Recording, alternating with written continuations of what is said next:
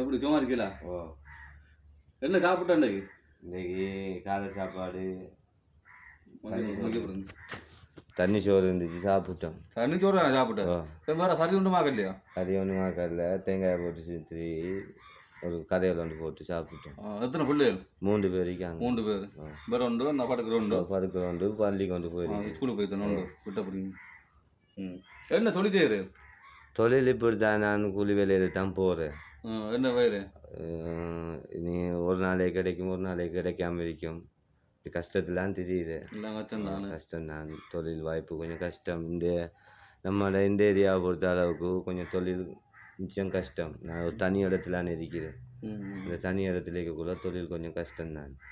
அதோட நான் ஒரு சின்ன காலம் எனக்கு கொஞ்சம் ஒரு இதில் தான் இயக்க பிரச்சனையில் இந்த கால்கள் முன்னால் போகிறாள். இதில் அடிபட்டு ஒரு வசதி உதவியும் முத்தரும் நமக்கு கொண்டாந்து தரையும் இல்லை. நமக்கு ஒரு உதவியும் தரல. இப்படித்தான் நீங்கள் வந்தீங்க, இப்போ 2-3 உதவி செஞ்சிருக்கீங்க.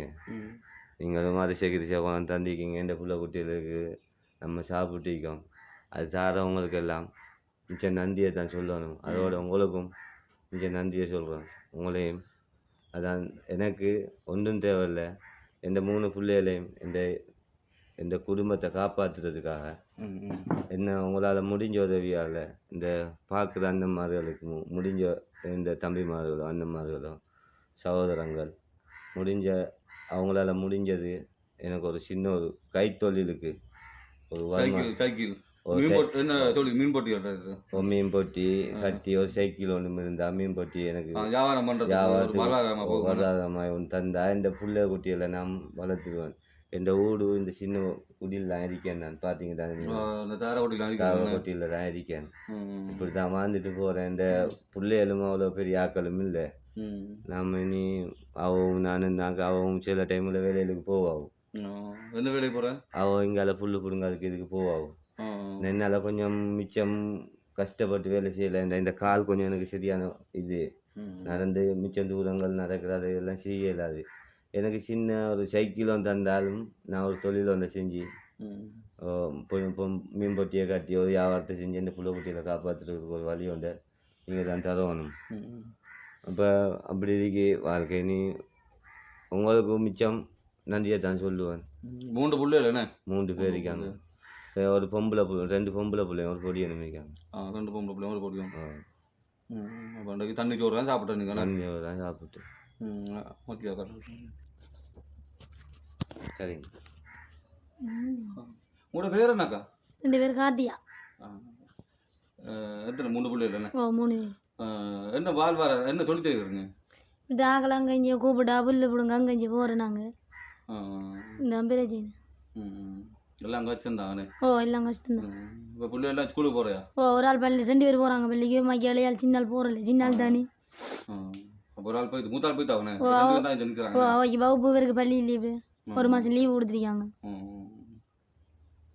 எல்லாம் வேற மோசமாக தான் போகுது. நான் இந்த வீடியோ பார்க்குற உறவுகளே, இந்த முதலே மழை பெய்கிற காரணத்தினால அவங்கள வீட்டுக்குள்ளே இருந்தால் அந்த வீடியோ நாங்கள் போட்டு கொண்டிருக்கிறேன். கடும் மழையாக இருக்குது நாட்டில், சரியான கஷ்டமாக இருக்கின்றது. அந்த வகையிலே நாங்களும் இன்றைக்கு எங்களை எப்படி தெரியும் உங்களுக்கு? ஃபேஸ்புக்கில் பார்த்துருங்களா? வீடியோ ஃபேஸ்புக்கில் இருந்தால் ஒரு அண்ணன் ஃபோனில் இருந்தால் உங்களை பார்த்தேன். அண்ணன் ஃபோனில் இருந்து பார்த்தாக்குள்ள 2-3 பேர் சொன்னாங்க இப்படி ஒரு ஆளிக்கு கதைச்சி பார்க்க சொல்லி. அதுக்கு பார்த்தா உங்கள் நம்பர் எடுத்து கதைச்சோம். ஃபோன் பண்ணி கதைச்சுங்க. ஃபோன் பண்ணி கதைச்சோம்.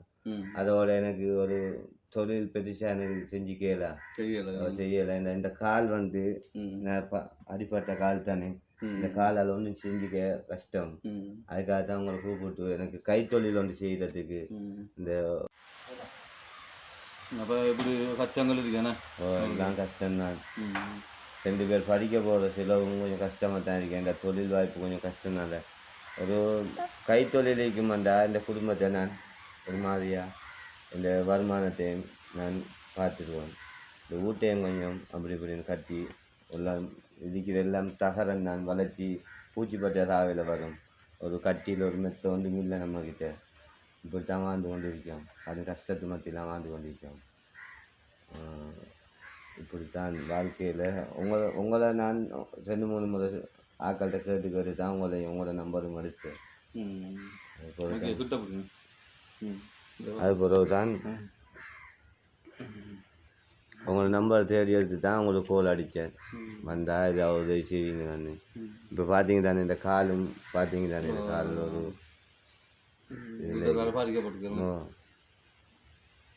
எத்தனை மாட்டு நடந்தா உங்களுக்கு? இது 2001.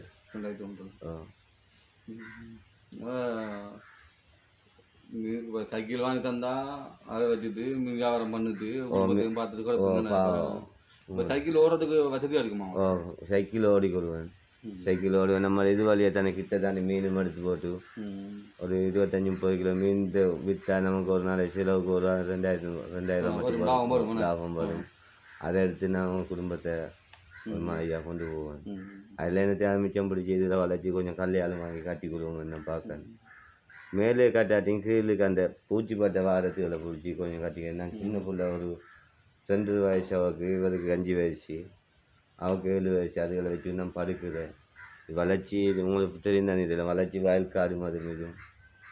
வளர்ச்சி வயல் தான் பாம்புகள் வந்தாலும் பூச்சிப்பட்ட அதுகள் வந்தாலும் விளங்காமல் இருக்கும். கரண்டும் இல்லை. கரண்ட் இந்த ஏரியாவுக்கு இல்லை. வெந்த குடும்பம் மட்டும் இல்லை. அங்கால ஒரு 3 குடும்பம் இருக்கு. இதோட தங்கச்சி மாதிரி தான் அங்கால 3 பேர் இருக்காங்க. 2 பேர். நாங்கள் 3 குடும்பம் தான் இருக்கிறோம். அவங்களோட அப்பாவும் இப்போ கிட்டத்தட்ட இருந்த ஒரு 7-8 மாதமாக ஆகுது. அப்பா இவங்களோட குடும்பத்திலேயும் 3 பேர் வீரசாவும் 3 பேர் மனுஷன் எங்களோட ஒய்ஃபில் 3 பேர். அப்படி கொஞ்சம் கொடுங்க காட்டு. நீங்கள் என்னக்கா எதிர்பார்க்குறீங்க? உங்களோட கஷ்ட நிலைகளை பார்க்கும்போது உங்களுக்கு விளங்குது. இப்போ நீங்கள் வந்து ஒரு அதாவது ஒரு வாழ்வாதாரமாக இப்போ அண்டைக்கு நம்ம உலர்த்தி சாப்பிடுத்து விற்கக்கூடிய மாதிரி உங்களுக்கு நீங்கள் என்ன எதிர்பார்க்குறீங்க? ஒரு தொழில் இதுதான் நாங்கள் பார்க்குறோம். இப்போ உங்களோட கணவர் கேட்ட மாதிரி அந்த தொழில் செஞ்சு கொடுத்தா அவர் பார்த்துட்டு வருமானத்தை பார்த்துட்டு கிடக்கலாம். இப்போ மீன் வியாபாரம் பண்ணுறது சைக்கிள் போட்டு எல்லாம் தண்ணி யாருக்கு மன இப்போ நீங்கள் என்ன தண்ணி சோறு தான் சாப்பிட்டேன். தண்ணி சோறு தான் சாப்பிடுறேன். அப்போ எல்லாம் கஷ்டம்தான். கஷ்டம்தான் எல்லாரும். நாங்கள் ஒரு சின்ன உதவி ஒன்று செய்கிறோம்னாக்கா உண்டாகி என்னன்றா நாங்கள் வந்ததுக்கு பார்த்து சின்ன உதவி ஒன்று செஞ்சுட்டு போகிறோம். சரிதானே? நாங்கள் அடுத்தது அப்படி உதவிகள் வந்தால் உங்களை ஃபேஸ்புக்கை பார்க்குறாக்கள் வந்து உதவி பார்க்குறாக்கள் வந்து இப்போ எல்லோரும் வந்து இப்போ நாங்களும் ஒரு உதவி செய்கிறோம்னு சொல்லுவாங்க. இப்போ நீங்கள் சொல்லியிருக்கீங்க இப்போ எங்களோட குடும்பத்தில் 3 பேர் வீரச்சாவன்னு சொல்லியிருக்கீங்க. சரிதானே? நாட்டுக்காக போராட்டத்துக்கு போய் 3 பேர் வீரச்சாவ அடைஞ்சிருக்காங்கன்னுக்குள்ள உண்மையில் பார்க்குற உறவுகள் யாராவது இருந்தாலும் அவங்க அதுக்குரிய செய்வாங்க. பாருங்க, இந்த வீடு கூட இல்லை, அப்படி எல்லாம் கஷ்டப்பட்டு வாழ்ந்து கொண்டு இருக்கிறார்கள். 3 பிள்ளைகள் தானே, எங்களால் முடிஞ்ச ஒரு சின்ன உதவி ஒன்று நாங்கள் செய்கிறேன். சரியானே, அடுத்த இல்லை நாங்கள் உறவு பார்த்துக்கோம். இதை பாருங்க அக்கா உடைச்சி.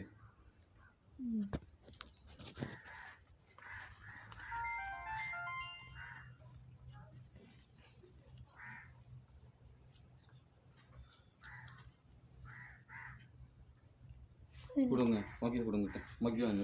எவ்வளோ எவ்வளோ இருக்கு? 18. 18,000 இருக்கு. இந்த உதவி யார் செஞ்சேன்னு தெரியுமா? தெரியாது. இல்லை. தெரியாமல் இருக்குமாண்ணே.